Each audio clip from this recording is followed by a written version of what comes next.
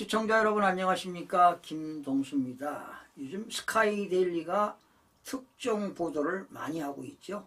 특히 부정선거에 대해서 말입니다. 자, 그런데 스카이데일리 이 조정진 대표이사가요, 지금 미국에 가 있습니다.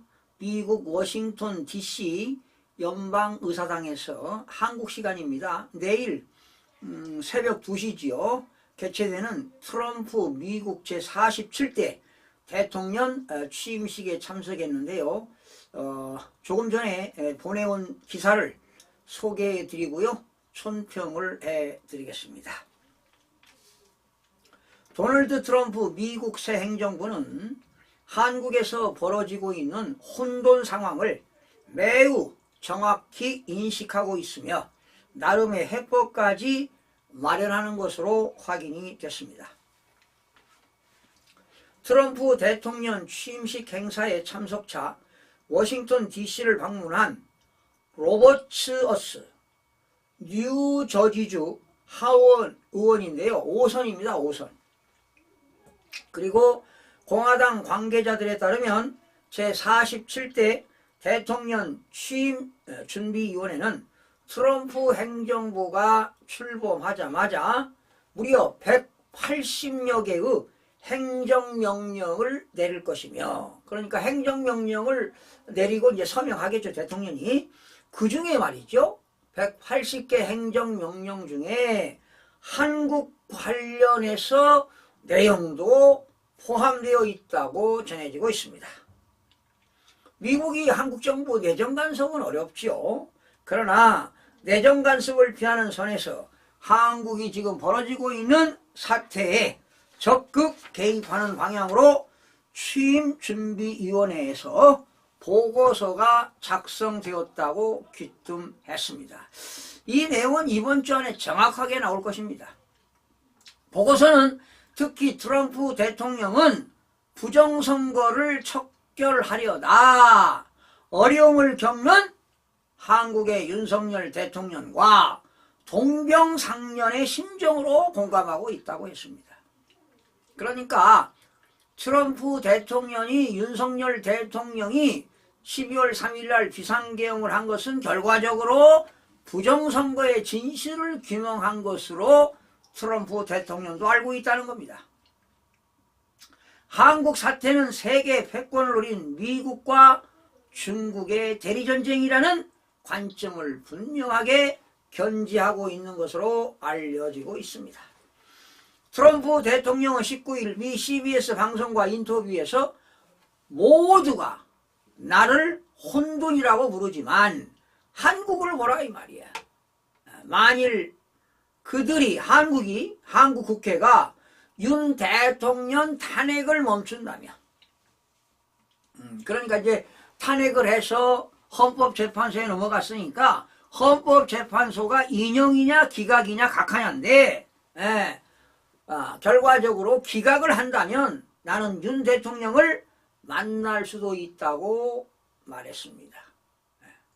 자, 이 내용은 좀 잘 되지 않겠습니까? 원래 미국 대통령이 뭐 한국 살림을 내정 간섭은 할 수가 없지만 행정명령 안에 있다는 건 뭐냐? 대북조치 제재가 있다는 것 아니겠습니까? 누구를 위해서? 이재명, 또 이화영 평화부지사, 또 김성태, 이런 사람들에게 어떤 제재 조치가 있을 것이다.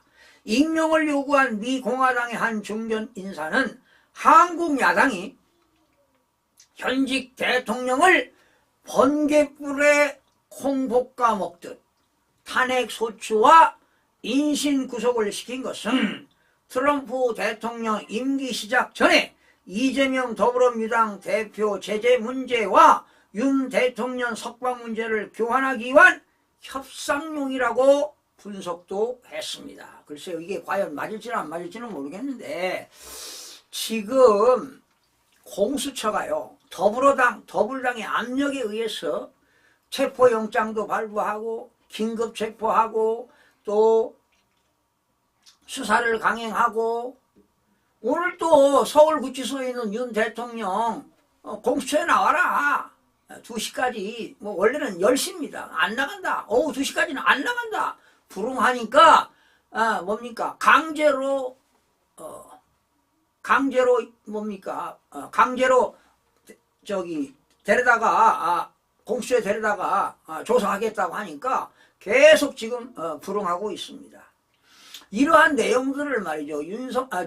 트럼프 대통령 대통령 인수위원회 그러니까 여기에서 내용을 다 알고 있다는 겁니다. 그래서 지금 이재명 대표는 북한으로부터 분명히 행정명령에 제재 조치가 있을 거라고.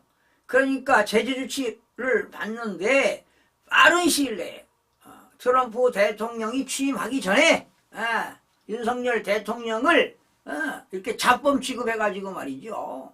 이렇게 지금 강압하고 있다. 이래서 어떤 딜을 하려고 하는 거 아니냐. 뭐 이런 생각이 들어가는데 물론 트럼프 대통령 측은 사실상 내란을 일으킨 이재명 측과 딜에는 관심이 없다는 입장이다.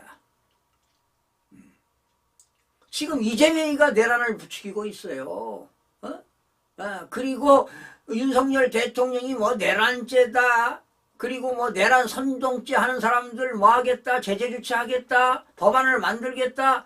그리고 가짜 국회의원이 있는 게 자기가 부정선거로 당선된 사람 아니야 이재명이는. 이들이 내란죄지. 무슨 대통령이 내란죄입니까? 대통령이 뭐 정권을 침탈하려고 합니까? 현행 대통령인데 통치권자가.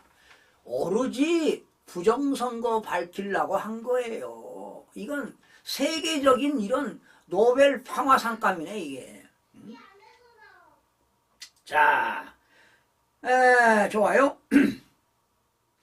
공화당 관계자들의 일치된 의견은 이재명 대표의 아킬레스건인 대북송금, 그렇지, 대북송금이라는 국제범죄를 세컨더리 보이콧을 고리로 이재명뿐만 아니라 이화영 전 경기도 평화부지사, 부시장, 김성태 전 쌍방울 회장 등 연루된 국제범죄인 미국의 소환 및 오토 원비어법 적용을 고려하고 있다고 밝혔습니다. 여러분, 오토 원비어법이 바로 뭐냐? 북한 금융제재법입니다. 북한에 금융제재하는 법이 있어요. 이게 그 미국에서 2017년도가 통과된 거 아니에요? 중앙선거관리위원회 연수원에 체포된 일본 내 미군 기지에 수용되고 있는 중국 해커 99명 처리 문제도 미국이 쥐고 있는 내란 세력에 대한 강력한 견제 카드다. 이래저래 트럼프 행정부 출범과 동시에 한국의 사태는 극적인 반전이 있는 새로운 국면으로 접어들 것으로 보입니다. 여러분, 12월 3일 날 중국 간첩들 99명이 주일 미군 기지로 압송했잖아요. 이들이 한 행태가 뭡니까? 부정선거 전산 조작하고 댓글 조작하고 또 시력급여도 받고, 그래서 이제 일본의 오키나와 미군 기지로 갔는데 이 선거 사범 중에 주된 인물들은 미국 본토로 갔다는 거, 지금 미국에 있다는 것이죠. 주된 업무를 띈, 그러니까 주범자들이죠. 행동대장들, 제일로 키를 갖고 있는 친구들은 미국 본토로 갔다는 거 아니에요. 그러니 이제 내일 새벽 2시에 취임식 끝나고 행정명령이 180가지를 서명하게 되면 거기에 한국에 관련된 내용이 있다는 겁니다. 이게 바로 뭐냐? 오토 원비어법. 바로 뭐냐? 대북 금융제재법입니다. 미국에서 만든 대북 금융제재법이 바로 뭐냐? 오토 원비어법입니다. 그래서 이러한 제재 조치가 있을 거라고 보는데, 글쎄요. 야, 이재명 대표, 너 이 제재 조치할 건데 너 좀 봐줄 테니까 윤석열 대통령을 다시 원대 복귀시켜라. 이렇게 딜이 있을지도 모르는데 트럼프 대통령은 절대로 딜이 없을 것이다, 이런 얘기인데, 자, 이번 주 안에 어떤 일이 벌어져도 벌어질 것 같습니다. 그래서 윤석열 대통령의 극적인 어떤 새로운 반전이 있을지도 모르겠다. 이런 내용들이 나오고 있습니다. 자, 하여튼 새벽 2시입니다. 한국 시간. 47대 도널드 트럼프 대통령 취임을 진심으로 축하드리고요. 자, 하여튼 한미동맹. 지금 대한민국은 이승만 대통령이 자유민주주의, 자유시장경제 원리, 한미동맹 뭐 이런 것들을 만드신 분 아니겠습니까? 그래서 역시 이승만 대통령은 우리 한국의 정말 초대 대통령으로서 큰 일을 하신 업적을 남기신 대통령이다. 이렇게 보는 겁니다. 시청자 여러분 고맙습니다.